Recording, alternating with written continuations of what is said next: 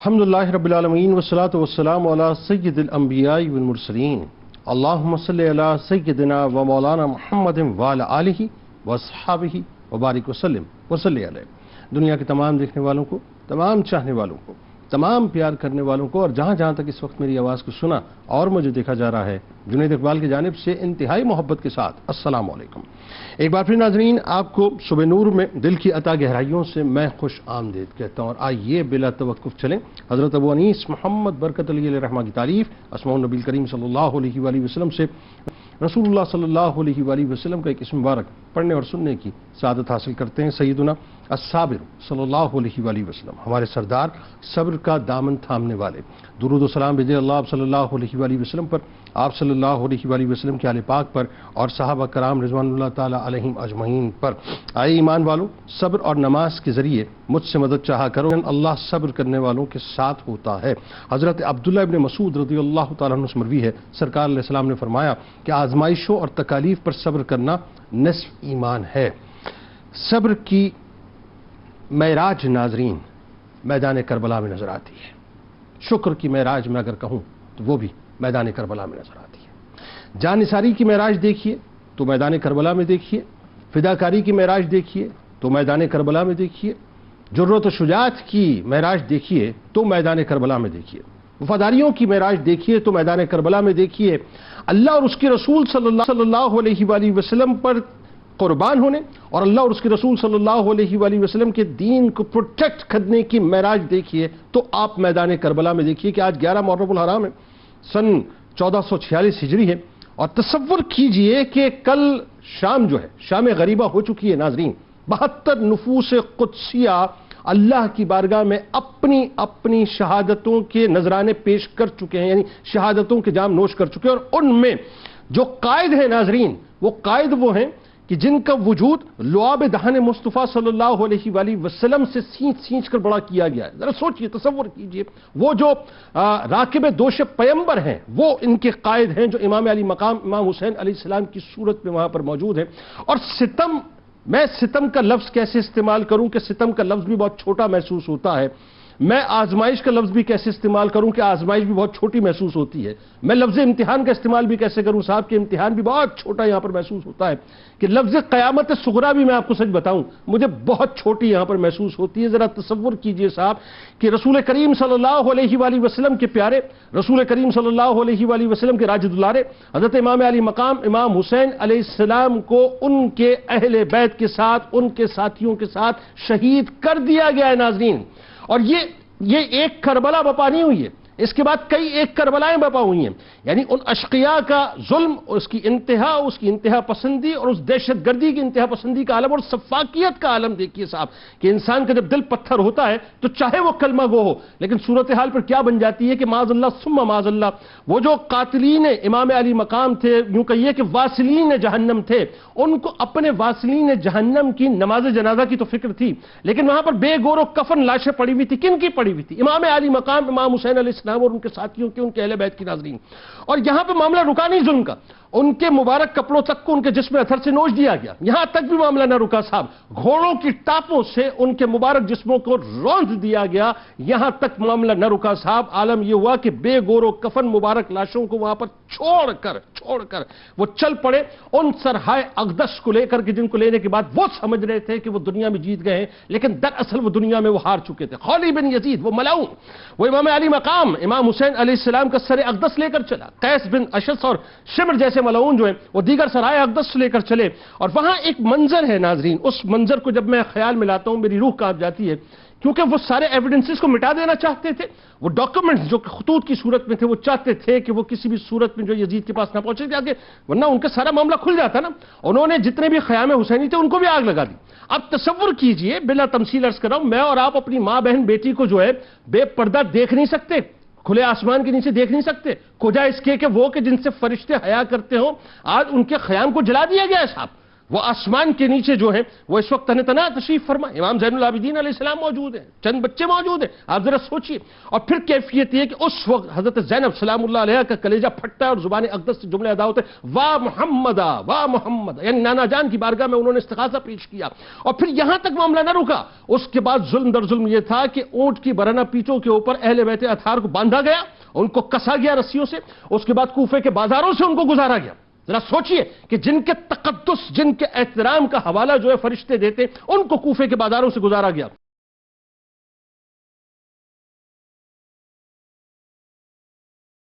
اس سے پہلے کہ علامہ صاحب میں ظاہر بات کا آغاز کروں کہ کس طرح سے اسیران کربلا کو کوفے کی جانب لے جایا گیا، صاحب ایک بات سمجھا دیجئے لوگوں کو، اور بڑا پریسائزلی، بڑا کیٹیگوریکل سمجھا دیجئے کہ سرکار علیہ السلام کی قرابت کو تکلیف پہنچانے والا یا پہنچانے پر سرکار علیہ السلام کو کتنی تکلیف ہوتی ہے، اور پھر وہ جو پہنچانے والا ہے وہ کس قدر تکلیف میں مبتلا ہوگا، بتلائیے ذرا۔ اعوذ باللہ من الشیطان الرجیم، بسم اللہ الرحمن الرحیم۔ سورہ شورى کی آیت مبارکہ کے جز قل لا اسألکم علیہ اجرا الا المودۃ فی القربى کے تحت ہمارے مفسرین نے اس بات کو ذکر کیا ہے کہ نبی رحمت صلی اللہ علیہ وآلہ وسلم کے قرابت داروں سے محبت اہل ایمان پر واجب قرار دے دی گئی، اور جب ہم اس وجوب کی بات کرتے ہیں تو بالکل یہ بات واضح ہے کہ اہل بیت اطہار کی یہ ہستیاں اور اہل بیت اطہار کی مبارک اور عظیم شخصیات محبت ہی کے لیے ہیں، اور اس شخص کا کوئی ٹھکانہ نہیں کہ جو ان ہستیوں کے بارے میں اپنے دل میں کوئی میل رکھتا ہو۔ ذات رسالت مآب صلی اللہ علیہ وآلہ وسلم وہ ذات ہیں جسے اللہ رب العزت نے اس کائنات میں سب سے عرفہ اور سب سے عالی مقام عطا فرمایا ہے، اور پھر حضور علیہ الصلوۃ والسلام سے منسوب ہر شے کو رب ذوالجلال نے محبوبیت کے عظیم مسند عطا فرمائے، اور پھر ان میں بھی ہم ان ذوات کو دیکھتے ہیں کہ جو رسول کائنات صلی اللہ علیہ وآلہ وسلم کے عظیم قرابت دار ہیں۔ حضور سے جو جتنا زیادہ قریب ہے وہ اس قدر زیادہ ہی ادب اور احترام کا مستحق اور حقدار ہے۔ یہاں تک کہ ہمارے علماء نے اس بات کو ذکر کیا کہ اگر کوئی شخص نبی رحمت صلی اللہ علیہ وآلہ وسلم کے مبارک جسم کے عظیم بال کی بے حرمتی یا بے ادبی کرتا ہے تو وہ حرام کا ارتکاب کرتا ہے۔ اللہ اکبر۔ اس سے اندازہ لگائیے کہ ذات رسالت مآب صلی اللہ علیہ وسلم سے منسوب شے کو اذیت یا ان کی توہین یا ان کی بے ادبی کرنے والا نہ صرف بارگاہ رسالت مآب صلی اللہ علیہ وسلم میں انتہائی کری ہے بلکہ رب ذوالجلال کی بارگاہ میں بھی انتہائی زیادہ ناپسندیدہ ہے۔ اور پھر حضور علیہ الصلوۃ والسلام نے تو کئی مواقع پر اپنے قرابت داروں کے حوالے سے اس طرح کے کلمات ارشاد فرمائے جس سے اندازہ ہوتا ہے کہ حضور علیہ الصلوۃ والسلام چاہتے ہیں کہ مجھ سے تعلق رکھنے والے میرے اعزاء اقربا کے ساتھ محبت اور الفت کا معاملہ کیا جائے۔ یہاں میں یہ بات ضمناً عرض کرنا چاہتا ہوں، دیکھیے ابو لہب جو ہے وہ واصل جہنم ہوا، اتنا بڑا گستاخ اور بے ادب تھا، اتنا بڑا کافر ہے کہ قرآن مجید فرقان حمید کی پوری ایک سورت اس کی مذمت میں نازل ہوتی ہو، ٹوٹ گئے بولا ہے۔ جی ہاں، اور وہ چچا لگتا ہے، اور پھر اس کی بیٹی جناب سبیہ رضی اللہ تعالیٰ عنہ جب ایمان لے کر آئے تو ایمان لانے کے بعد اگر کوئی شخص اس عظیم ہستی کے بارے میں یہ کلمات کہے کہ تو جہنم کے ایندھن کی بیٹی ہے، یعنی کہ اگر واقعے کے اعتبار سے دیکھا جائے تو اس جملے میں صداقت تو ہے بالکل، لیکن یہ چونکہ طنز کے طور پر تھا، تشنیع کے طور پر تھا اور اذیت کے طور پر تھا، تو حضور علیہ الصلوۃ والسلام کو جب یہ اطلاع ملی کہ جناب اس طرح سے جناب سبیہ رضی اللہ تعالیٰ عنہ کو ان کلمات کے ساتھ پکارا گیا ہے، تو آقا کائنات صلی اللہ علیہ وسلم نے انتہائی جلال کی کیفیت میں جو کلمات ارشاد فرمائے کہ کون ہے جو میری قرابت کے بارے میں مجھے اذیت پہنچاتا ہے؟ اللہ، چچا کی بیٹی، چچا کی بیٹی، اور پھر اس کے ساتھ چچا بھی وہ ظاہر ہے جو انتہائی ناپسندیدہ، انتہائی ناپسند، اور قرآن مجید فرقان حمید کی پوری صورت اس کی مذمت میں نازل ہوئی۔ اب جو پسندیدہ ہے آئے ہیں، پھر ان کا مقام اور رفعت اور ان کا مرتبہ آپ دیکھیں۔ ایک اور میں مثال آپ کے سامنے ذکر کرنا چاہتا ہوں کہ رسول کائنات صلی اللہ علیہ وسلم کی خدمت میں حضور کے چچا جان جناب عباس رضی اللہ تعالیٰ عنہ نے آ کر یہ شکایت کی تھی کہ یہ قریش کے افراد جب آپس میں ملتے ہیں تو بڑی خوش گپیاں کرتے ہیں اور ہنس ہنس کر ملتے ہیں، لیکن جیسے ہی ہمیں آتے ہوئے دیکھتے ہیں تو ان کے چہروں پر جو ہے نا وہ غضب کے آثار آ جاتے ہیں۔ تو نبی رحمت صلی اللہ علیہ وسلم نے اس وقت بھی ان کلمات کو ذکر فرمایا، جو شخص اللہ اور اس کے رسول کے لیے تم لوگوں سے یعنی میرے قرابت داروں سے محبت نہ کرے گا اس کے دل میں ایمان کا نور داخل نہیں ہوگا۔ اس کا مطلب فارغ ہو گیا وہ۔ جی ہاں بالکل، اور اس سے ہمیں اندازہ ہوتا ہے کہ یہ معاملہ کتنا حساس ہے کہ کائنات کے تاجدار صلی اللہ علیہ وآلہ وسلم کے قرابت داروں کے ساتھ ادب احترام کا معاملہ کتنا زیادہ کرنا۔ دیکھیے یہ تو وہ رشتے ہیں کہ جو حضور علیہ الصلوۃ والسلام کے ساتھ جڑے ہوئے ہیں، اور ہمیں اصل میں نظر آئے کہ حضور علیہ الصلوۃ والسلام نے ان سے بھی اس طرح کا رویہ اختیار کرنے سے منع کیا، لیکن جنہیں حضور علیہ الصلوۃ والسلام اپنے جگر کا ٹکڑا کہتے ہوں، جنہیں آقا کائنات صلی اللہ علیہ وسلم اپنا بیٹا کہتے ہیں، جنہیں حضور علیہ الصلوۃ والسلام جنتی جوانوں کا سردار کہتے ہیں، جنہیں حضور علیہ الصلوۃ والسلام کہیں کہ یہ دونوں دنیا میں میرے جنت کے دو پھول ہیں، ہما ریحان تاج کہہ کر جنہیں آپ پکارتے ہوں، تو اس سے اندازہ لگائیے کہ جب ان ہستیوں کے بارے میں کوئی اپنے دل میں میل رکھے گا تو وہ اللہ اور اس کے رسول صلی اللہ علیہ وسلم کی کس قدر ناراضگی کو اپنے مول لے رہا ہوتا ہے۔ گیٹ وے ہے یہ جنت کا، گیٹ وے۔ یہاں اس بات کو ذرا سماعت کیجئے کہ جب کائنات کے تاجدار صلی اللہ علیہ وسلم ایک سفر میں تشریف لے کر جا رہے ہیں، اور اس سفر میں سیدہ پاک سیدہ فاطمہ الزہرا بھی ہیں اور حسنین کریمین بھی ہیں، تو سفر کے دوران حضور علیہ الصلوۃ والسلام کو ان مبارک شہزادوں کے رونے کی جب آواز آئی ہے تو حضور علیہ الصلوۃ والسلام بے چین ہو کر سیدہ پاک کے قریب تشریف لے کر گئے اور ان سے فرمایا کہ بیٹی ان کے رونے سے مجھے تکلیف ہوتی ہے، انہیں رونے نہ دیا کرو۔ اب یہ کلمات ہمیں بتاتے ہیں کہ حضور علیہ الصلوۃ والسلام کو یہ شہزادے کتنے محبوب اور پسندیدہ ہیں۔ دیکھیے ان شہزادوں کی پیاس بھی رسول کائنات صلی اللہ علیہ وسلم کو برداشت نہیں ہوتی، اور سفر کے دوران اگر پیاس کی وجہ سے آپ روتے ہوئے محسوس کرتے ہیں تو دونوں شہزادوں کو بلا کر اپنے مبارک لعاب کے ذریعے سے اور اپنے مبارک زبان اقدس کے ذریعے سے انہیں سیراب فرماتے ہیں۔ یہ محبتوں اور الفتوں کی داستانیں قیامت تک کوئی اور رقم نہیں کر سکے گا، ایسا نانا بھی نظر نہیں آئے گا، اور ایسے نواسے بھی نظر نہیں آئیں گے، اور ان نانا اور نواسوں کی محبت ہی حقیقت میں ایمان ہے، اور اس ایمان کی بقا، اس کی جلا انہی عظیم ہستیوں کی محبتوں میں ہی پنہا رکھی ہے۔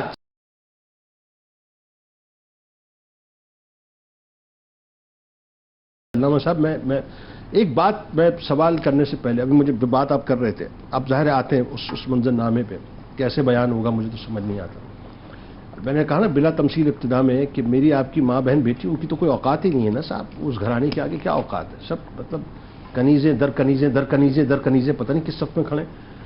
مطلب ہمارے ساتھ اگر کچھ ہو جائے، ہمارے بچوں کے ساتھ کچھ ہو جائے تو ہمارا تو کلیجہ پھٹ جاتا ہے۔ ہماری خواتین کو اگر کوئی نگاہ اٹھا کے دیکھ لے تو ہمارا ایسی کیفیت ہوتی ہے کہ غیرت پہ بات آ جاتی ہے، تو مر جائے مار دیں۔ زینب سلام اللہ علیہ، دیگر خواتین،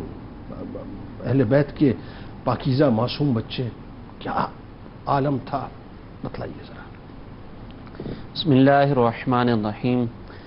یقیناً واقعہ کربلا جس قدر دردناک ہے اور اس میں جس انداز سے اہل بیت اطہار پر مظالم ڈھائے گئے وہ ناقابل بیان ہے۔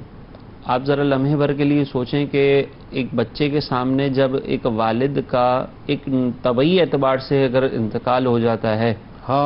تو وہ بچہ اس والد سے جدا ہونے کا جو صدمہ ہے نا، اس کو کئی دنوں تک جو ہے نا وہ محسوس کرتا ہے۔ بہت صحیح منظر بتا رہے ہیں۔ اور پھر اس کو جو ہے وہ لمحے بھر بھی، مطلب جب بھی کوئی خوشی کا موقع ہو، زندگی میں کوئی کامیابی مل رہی ہو تو اس کو اپنے والدین کی یاد آتی ہے۔ بالکل ایسا۔ اب یہاں پر عام طور پر یہ طبعی طور پر وصال نہیں ہوا ہے، یہاں پر مظالم ڈھائے گئے، اور یہ دنیا بھر کے ملک میں یہ قوانین موجود ہیں کہ اگر بچوں کے سامنے کوئی اس طرح کا معاملہ ہو اور آپ کو تفتیش کرنی ہو تو تفتیش کرنے سے پہلے بچوں کو تھوڑا سا ریلیکس دیا جائے، کیونکہ ان کے ذہن پر ایک اثر ہوتا ہے،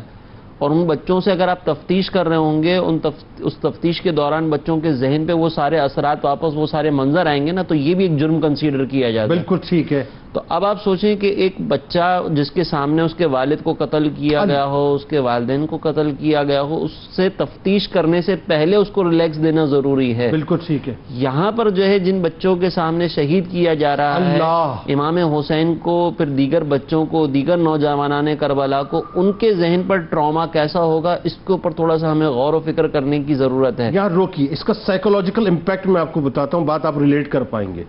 کہ یہ جو قربانی کا موقع آتا ہے، آپ گھر میں بچوں کو دیکھتے ہوں گے، چھوٹے چھوٹے 2-2 3-3 سال کے بچے، جب وہ بکرے کو اور گائے کو ذبح ہوتے ہوئے دیکھتے ہیں تو وہ کئی دنوں تک بار بار بابا بابا بابا بابا گردن پہ چھری چلا دی، بابا بابا گائے کی گردن پہ چھری، مطلب وہ بچہ اس امپیکٹ کو دیکھ رہا ہوتا ہے. وہاں تو آل رسول جو ہے وہ مطلب ان کو اللہ. اور یہ اس کو مزید آپ ریلیٹ کریں کہ جب وہ بکرے کو پالتے ہیں نا تو وہ بکرا جب ان کے سامنے ذبح کیا جا رہا ہوتا ہے تو وہ بچوں کو رونا آتا ہے. یہاں پر بکرے نہیں ذبح ہو رہے ہیں، یہاں پر والدین بھائی ذبح ہو رہے ہیں. یہ اس قدر شدت ہے. اچھا پھر اس کے اندر جو ہے وہ اہل بیت اطہار کی جو بیویاں ہیں، عورت ویسے ہی طبعی اعتبار سے جو ہے نا وہ تھوڑی سی کمزور ہوتی ہے، اس اعتبار سے کہ وہ صدمے کو بہت آسانی سے برداشت نہیں کر سکتی. اس کو صدمے کو برداشت کرنے کے لیے بڑی ہمت جتانی پڑتی ہے. ان تمام بیویوں کو چھوڑ کر ان کے سامنے جتنے ان کے محافظ مرد تھے ان کو بے دردی کے ساتھ شہید کیا گیا. یہ اس قدر شدت کے ساتھ ان کے اوپر ایک تشدد ہے، ظلم ہے، ان کی ایک خطرناک کیفیت ہے جس کا آپ اور میں اپنے لفظوں میں نہ بیان کر سکتے ہیں نہ اس کا اندازہ کیا جا سکتا ہے. اسی طرح پھر وہاں پر ایک اور تکلیف ان کے لیے یہ تھی کہ وہ جتنی بھی بیویاں تھیں نا وہ ساری پردہ دار بیویاں تھیں، جیسے کہ آپ نے پہلے تذکرہ کیا. اب ایک پردہ دار خاتونوں جیسے اگر ہم دیکھیں نا کہ وہ ساری بیوی فاطمہ الزہرا رضی اللہ تعالی عنہا کی تربیت یافتہ تھی، یقین ان کا پرتاؤ تھی. اور بی بی فاطمہ الزہرا رضی اللہ تعالی عنہا کا معاملہ یہ تھا کہ وہ یہ کہتی ہیں کہ میری ساری زندگی جو ہے نا مجھ پر کسی نامحرم کی نظر نہیں پڑی. اللہ جس کے پردے کا عالم یہ ہو، جن کی تربیت کا عالم یہ ہو، ان کی بیٹیاں، ان کی نواسیاں، ان کی پوتیاں، ان کے سامنے ان کو جو ہے وہ بے پردہ کیا جا رہا ہے، تو ان کے خود اپنے دل پر کس قدر چھریاں چل رہی ہوں گی کہ ہمارے پردے جو ہے وہ اس طریقے سے چھینے گئے. تو یہ غم، یہ صدمہ، یہ برداشت کرنا کوئی آسان نہیں تھا. اللہ اللہ. اچھا اب جب یہ سارے معاملات ہوئے، اب ان کو جو ہے وہ کوفے سے آگے کربلا سے لے کر جایا جا رہا ہے. تو جب یہ اسیران کربلا جو ہے جب آگے چلتے گئے نا میدان کربلا میں دیکھا کہ شہیدوں کے لاشیں پڑے. ایک تو پہلے پتہ چل گیا کہ یہ سارے معاملات ہوئے. اب ان لاشوں کے پاس بی بی زینب رضی اللہ تعالی عنہا جو ہے جب امام حسین کے لاشے کو دیکھتی ہیں، آپ کے مبارک جسم کو دیکھتی ہیں، تو رسول اللہ صلی اللہ علیہ وسلم کی بارگاہ میں التجا کرتی ہیں. وہ کہا جاتا ہے نا کہ فریاد امتی جو کریں اللہ حال زار میں ممکن نہیں کہ خیر بشر کو خبر نہ ہو. تو اب یہاں پر جو ہے وہ خیر بشر کی نواسی جو ہے وہ سرکار کی بارگاہ میں عرض کر رہی ہیں کہ یا رسول اللہ آپ پر آسمان کے فرشتوں کا درود ہو. یا رسول اللہ دیکھیے یہ حسین میدان میں لیٹے ہوئے ہیں، خون میں لت پت ہیں، آزاد ٹکڑے ٹکڑے ہیں، آپ کی بیٹیاں قید ہیں، آپ کی اولاد شہید کر دی گئی اور ہوا ان پر خاک اڑا رہی ہے. اب ایک عام امتی فریاد کرتا ہے تو رسول اللہ اس پر کرم فرماتے ہیں. جب نواسی نے اس حال زار کے اندر فریاد کی ہوگی تو آپ سوچیں کہ رسول اللہ صلی اللہ علیہ وسلم کی طرف سے پھر کیا کرم ہوا ہوگا.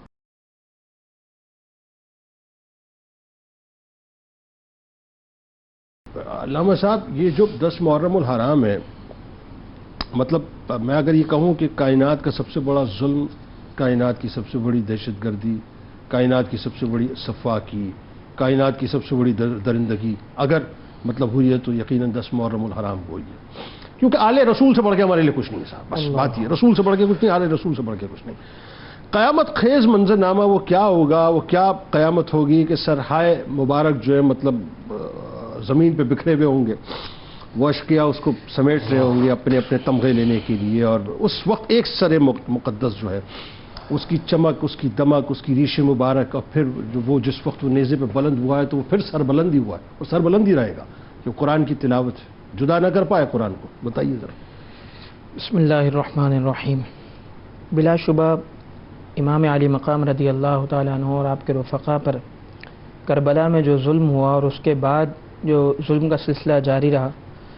اس کی شدت اتنی زیادہ ہے کہ لفظوں میں سے بیان نہیں کیا جا سکتا. امام علی مقام رضی اللہ تعالیٰ عنہ کا یہ حق کے لیے کھڑا رہنا، یا بطور تمہید یہ بات سمجھنا بہت ضروری ہے کہ آپ کا حق کے لیے کھڑا رہنا اور حق کے لیے سب کچھ قربان کر دینا، کوئی دو رائے نہیں اس میں کہ یہ سب کچھ بارگاہ رسالت صلی اللہ تعالیٰ علیہ وآلہ وسلم سے ملنے والا ایک عظیم فیض اور اس فیض کا اظہار ہے. یقیناً اہل بیت اطہار رضوان اللہ تعالیٰ علیہ اجمعین پر جو یہ ظلم و جور کے پہاڑ توڑے گئے، انہیں شہید کیا گیا، اجسام مبارکہ کی توہین کی گئی، اور یہ یزیدی اس حد تک ان تمام چیزوں میں آگے بڑھ گئے تھے کہ یہ سب کچھ کر کس لیے رہے تھے کہ اس کے بدلے انعامات کو حاصل کریں گے. اور یہ سب کچھ کرنے کے بعد ان کا مقصد کیا تھا؟ یہ چاہ رہے تھے کہ امام علی مقام رضی اللہ تعالیٰ عنہ کے جسم مبارکہ کی توہین کرنا، معاذ اللہ مبارک جسموں سے مبارک لباس کو علیحدہ کرنا اور گھوڑے اس پر دوڑانا اور سر انور کو نیزوں پر بلند کرنا، یہ سب کچھ کر کے اپنی فتح اور معاذ اللہ امام علی مقام کی شان میں تنقیص کا ارادہ رکھتے تھے. لیکن وہ جوہلا یہ بھول چکے تھے کہ جس کی شان میں تنقیص کرنا چاہتے ہیں اس کی شان اللہ رسول نے بڑھائی ہے. جس کی شان اللہ رسول نے بڑھائی ہو، یہ کیا نیزوں پر سر بلند کر کے سمجھتے تھے کہ ہم شانوں میں کمی کر دیں گے. یہ صرف ان کی جہالتیں تھیں، ان کی بیوقوفیاں تھیں. جب خولی بن یزید امام علی مقام رضی اللہ تعالیٰ عنہ کے سر انور کو لے کر اپنے گھر گیا نا، اور معاذ اللہ وہاں پر اس نے تنقیص اور توہین کی نیت سے سر انور کو زمین پر رکھ دیا. اللہ! اور وہ بدبخت انسان سر انور کو زمین پر رکھ کے اپنی بیوی سے کہتا ہے کہ میں تیرے لیے دنیا جہاں کا مال لایا.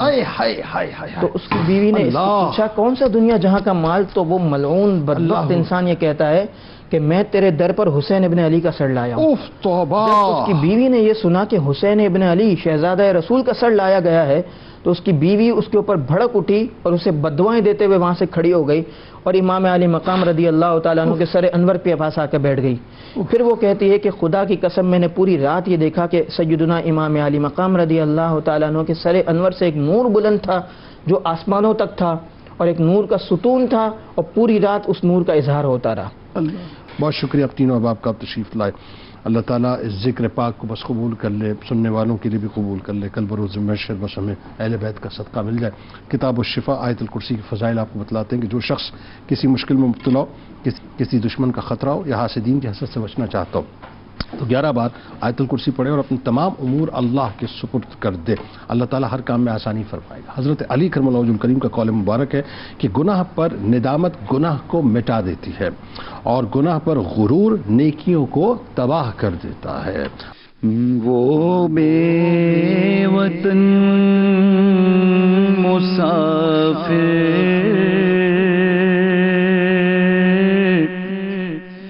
کربل سے جا رہے ہیں، وہ بے وطن مسافر کربل سے جا رہے ہیں. امت کے واسطے جو سب دکھ اٹھا رہے ہیں، امت کے واسطے جو سب دکھ اٹھا رہے ہیں. کچھ بھی حیا نہیں ہے،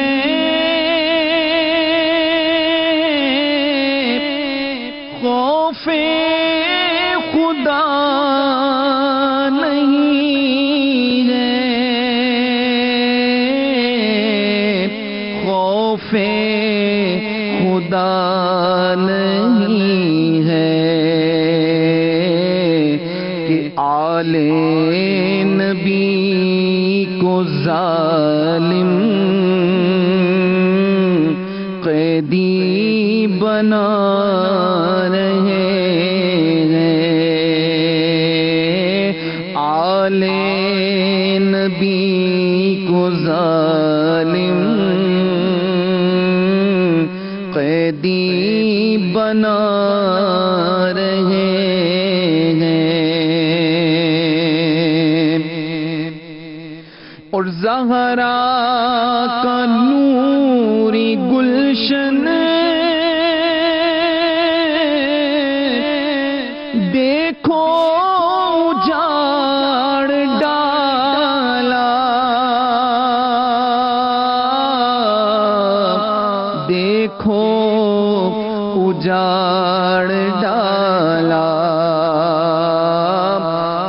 ہیں جشن کوفی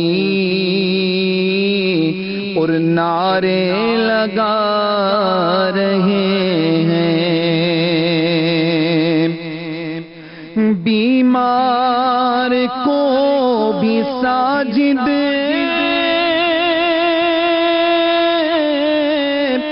پہنائی بیڑیاں ہیں، بیمار کو بھی ساجد پہنائی بیڑیاں ہیں، پہنائی بیڑیاں ہیں، بنت علی کے دل پر خنجر چلا رہے ہیں، بنت نبی بنت علی کے دل پر خنجر چلا رہے ہیں، وہ بے وطن مسافر کربل سے جا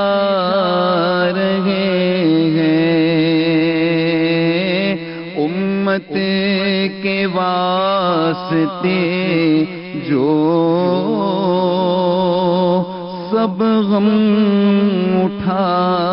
رہے